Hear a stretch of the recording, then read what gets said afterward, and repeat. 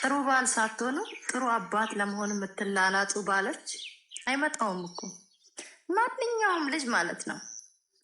ለእናቱ ጥሩ ባል ካልሆኑ እንደ ባዳ ነው የሚያይክ፣ እንደ ጠላት ነው የሚያይክ ይመስልሃል። የሚወድህ ግን አይመጣውም። ጥሩ ባል ሁን መጀመሪያ። ማንን ነው ቀድመህ ያገኘኸው? እንደዛ አይነት ታሪክ ሰሞኑ የምሰማው። አትላላጡ። በቃ ጥሩ ባል ሁን፣ እሱ ነው የሚቀድመው። ጥሩ ባል ሳትሆኑ ጥሩ አባት ለመሆን የምትላላጡ። እሰይ እንደዚህ ነገር የለኝማ። ሲጀመር እሱ ጥሩ አባትም ሆኖ አያውቅም። ሰላም ሰላም፣ ውድ ቤተሰቦቼ ሰላማችሁ ይብዛ። ለዚህ ቻናል አዲስ የሆናችሁ ሰብስክራይብ፣ ላይክ፣ ሼር እያደረጋችሁ ቤተሰብ መሆናችሁን እንዳትረሱ። ሁሌም ከጎኔ ሆናችሁ ላይክ፣ ሼር፣ ኮፒ ሊንክ በማድረግ የምታበረታቱኝ ፈጣሪ የልባችሁን መሻት ይሙላላችሁ። እናም አንዳንድ በነገራችን ላይ ብዙ ሴቶች ቅሬታ እያቀረቡ ነው ያሉት ማለት ነው ሩታን ጨምሮ እና አንዳንድ ወንዶች ለልጃቸው ጥሩ ይሆኑና ለሚስታቸው ደግሞ በጣም ነው የሚያሰቃዩት። ቆይ ሚስትየቱ ወይንም የልጁ እናት ተሰቃይታ ምንድነው የሚያገኙት ጥቅም ነው የኔ ጥያቄ። እሷን ነገር ሲነሷት ሰላም ሳይሰጧት ሲቀሩ ኢቭን ጤናዋን ሁላ እስከማጣት ትደርሳለች። ጤናዋን አታስ ምንድነው የሚጠቀሙት ነው የኔ ፖይንት። ሰላም በመስጠት ፍቅርን ማትረፍ አይቻልም እንዴ? ሰላምን በመስጠት ብዙ ነገሮችን መረዳዳት መተጋገዝ አይቻልም እንዴ? እኔ ግራ የገባኝ ልክ እንደ ነፍሰ ገዳይ ጠላትና ጠላት የሚኳኋኑት ለምንድነው ነው? አሁን አብርሽ ይሄ ራሱ ማለት ነው ግማሹ ነው እንጂ የሚገልጸው ሙሉም አይገልጸውም። አንዳንድ ወንዶች ከፊሎቹ ለሚስታቸው ክፉ ሆነው ለልጃቸው ጥሩ ሲሆኑ፣ ከፊሎቹ ደግሞ ለልጃቸውም ጥሩ አባት አይሆኑም። አዎ ልጅ አይደለም በስተት ነው የተወለደው እስከ ማለት ድረስ ደርሷል አብርሽ። አሁን ይሄ ልጅ ሲሰማው ኋላ ምንድነው የሚሰማው ነው እንዴ? በቃ ሳይፈልገው እንደመጣና ደግሞ ልጅ ሲል አንዳንዴ በጣም ይገርመኛል ማለት ነው። ግን ልጁን አይፈልገውም እኮ አያችሁ። እንደዚህም አይነት ወንዶች አሉ። አሁን እህቴ ያለችው የጥያቄ ጠየቀችው ለልጆቹ ጥሩ ነው፣ እኔን ግን አቃጥሎ ይደፋኝ ነው፣ እኔ ደግሞ በመናደድ ሰውነት ያለቀ አጥንቴ ቀረ ያለች ነው። እናቴ ራስሽን አትጉጂ። ልጅም እኮ እናት መሆን የምትችይው እኮ አንቺ ስትኖሪላቸው ነው። አንቺ ከሌለሽ ምን ትርጉም አለው? መጀመሪያ ሰላም ይቀድማል። እኔ አላቅም እንግዲህ እናት ሲሆኑና ሳይሆኑ ስሜቱ ሊለያይ ይችላል፣ ይለያያልም። ግን ደግሞ በአሁን ሰዓት ላይ ዝም እንደሳስበው መጀመሪያ ሰላምሽን አስቀድሚ ነው ምለው እንዴ። ለልጆችም እኮ ጥሩ መሆን የምትችይው አንቺ ራሱ ጥሩ እናት፣ ጥሩ ፍቅር፣ ጥሩ ምክር ሰተሽ የምታሳድጋቸው ጥሩ እንክብካቤ አንቺ ደህና ስትሆኚ ነው። አንቺ ከሌለሽ ራስሽን ካጣሽው ምን ትርጉም አለው? ለነሱ ጥሩ ከሆነ ለሱ ስጪውና አንቺ ራስሽን ነፃ አውጥተሽ ሰላምሽን አግኚ። አይ ከልጆች አልለይም ካልሽ ደግሞ ልጆችሽን ያዥና በቃ እሱ መርዳት ያለበትን በፍቅር አውርተሽ ረዳ ካረዳ በህግም ቢሆን ሂደሽ ልጆች እንዲረዳ አድርገሽ ራስሽን ጠብቂ።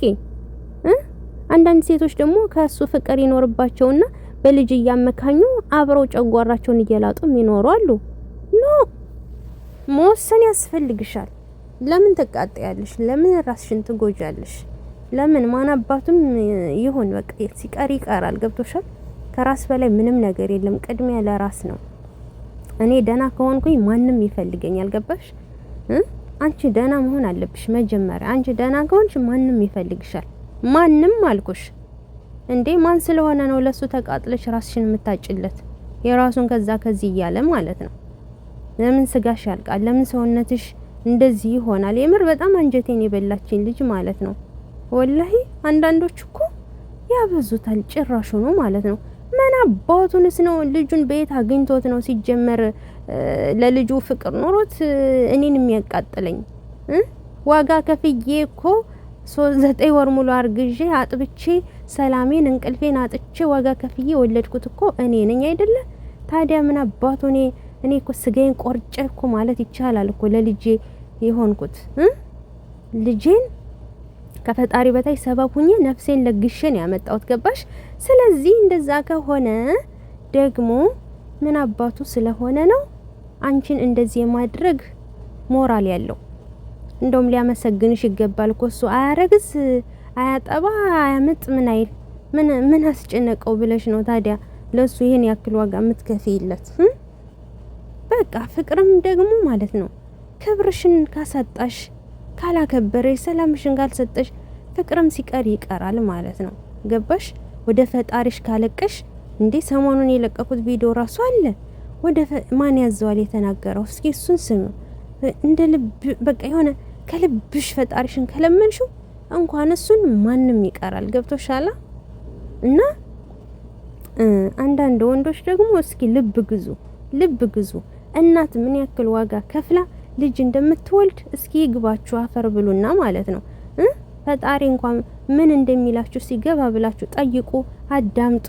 ምን የተረገማችሁ ናችሁ? ጥላ ከለላ ሽፋን መሆን ሲገባችሁ በዚህ ልክ እሷን ለመጉዳት ማናደድ፣ ማቃጠል ምናምን ምንድነው የምትጠቀሙት? የእሳት መግቢያ በራችሁን ለምን ታቀጣጥላላችሁ? የተረገማችሁ ማለት ነው። እና አሁን አብርሽ ራሱ ልጄ ሲል አክት ሲያደርግ ነበር። ልጁን ግን አይፈልገውም ማለት ነው። ዝም ብሎ ነው የሚያስመስለው። ሚስቱን ራሱ የሚያስጠላት ልክ እንደ ጠላት በቃ የሆነ ነፍስ ያጠፋችበት ነው የሚያስመስለው ማለት ነው። የሆነ ሰው በቃ ከዚች ምድር ያስወገደችበት ያክል እንጨርጨር ሲል ደግሞ ከሱ ብሶ ደግሞ ልክ ራሱ እንደተፈላጊ አድርጎ የሆነ አልፈልግሽም ምናምን ሲል እንዴት እንደሚያናድደኝ ማለት ነውና ስርዓት ያዙ። አንዳንድ ወንዶች ስርዓት ያዙ፣ ስርዓት ይኖራችሁ።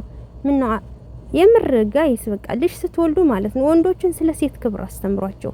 በቃ ሴት ልጅ ምን እንደሆነች ሴት ልጅ በቃ በመጽሐፍ ራሱ ምን ያክል እንደምትከበር አስተምሯቸው። ለሴት ልጅ ክብር እየነገራችኋቸው ይደጉ። እዚህ መተው ይግማሙብናል አንዳንድ ዝርክርኮች ማለት ነው። ያልተቆነጠጡ ያልተቀጡ ዝም ብሎ እዚህ ሜዳ ላይ ያደጉት። ስርዓት ይኖራችሁ። ሴቶቻችንን አታናዱብን፣ አትጉዱብን። ካልፈለጋችሁ ደግሞ አልፈልግም ብላችሁ በስርዓት አሰናብቱ። ምንድነው እንደዚህ የሴት ልብ መስበር? እና እህቴ በጣም ስላሳዘነችኝ ነው። ሩታንም በቃ ስለሚገልጽ ስላችሁ መልእክቱ አብርሽንም ስለሚወክለው ማለት ነው። ገባችሁ? ለዛም ጭምር ነው። በቃ ያስመስላሉ። ልጄ ለልጁ ጥሩ ለመሆን ይሞክራሉ። ሚስቲቱን ደግሞ በሷ ሰበብ የመጣውን ለሷ ደግሞ የሆነ ማንጓጠጥ፣ ክብር አለመኖር ምናምን ነገር አክት ያደርጋሉ ማለት ነው። ስለዚህ ስርዓት ያዙ። በቃ አብርሽና መሰሎቹ ስርዓት ያዙ። አለቀ። ከዚህ በላይ እኔ ምንም ማለት አልፈልግም። ዛሬው ቪዲዮአችን ይሄን መስል ነበረ። ከተመቻችሁ ላይክ፣ ሰብስክራይብ አድርጉ። በቀጣይ ቪዲዮ እስከምንገናኝ ሰላም ቆዩልኝ።